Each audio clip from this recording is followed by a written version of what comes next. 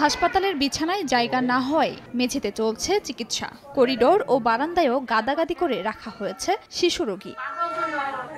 প্রকৃতিতে হিমেল হাওয়ার প্রভাবে খাগড়াছড়িতে বেড়েছে ঠান্ডাজনিত রোগের প্রকোপ। জ্বর, সর্দি, কাশি, নিউমোনিয়া ও ব্রঙ্কাইটিস নিয়ে হাসপাতালে ভর্তি হচ্ছেন অনেকে। এর মধ্যে বেশিরভাগই শিশু। জেলা সদর হাসপাতালের 15 শয্যার শিশু ওয়ার্ডে ভর্তি শতাধিক রোগী। প্রতিদিন বহির্বিভাগে চিকিৎসা নিচ্ছেন কয়েকশো। গত এক সপ্তাহে জেলায় ঠান্ডাজনিত রোগে আক্রান্ত হয়ে মারা গেছে 5 জন। এদিকে হঠাৎ রোগীর চাপ বাড়ায় চিকিৎসা দিতে হিমশিম অবস্থা হাসপাতাল কর্তৃপক্ষের। রোগীর সংখ্যা অনেক বেড়ে গেছে, রোগী সিট পাচ্ছে না, ফ্লোরে ঘুমাচ্ছে। বাচ্চা ঠান্ডার সমস্যা ডাক্তার আছে একজন, রোগী অনেক।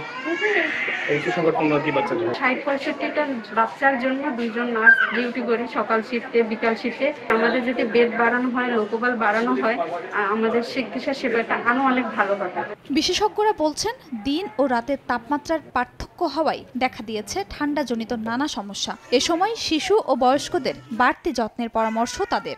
আবহাওয়া পরিবর্তনজনিত কারণে আমাদের পার্বত্য এলাকায় খাগড়াছড়িতে সর্দি, কাশি, নিউমোনিয়া, ডায়রিয়া এবং ব্রঙ্কাইটিস রোগীর প্রকোপটা অনেক বেশি আগের তুলনায় বেড়ে গেছে।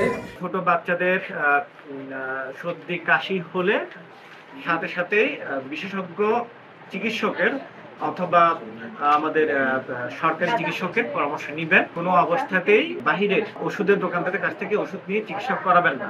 250 শয্যার খাগড়াছড়ি সদর হাসপাতালে 16 জন চিকিৎসক ও 60 জন নার্স রয়েছে।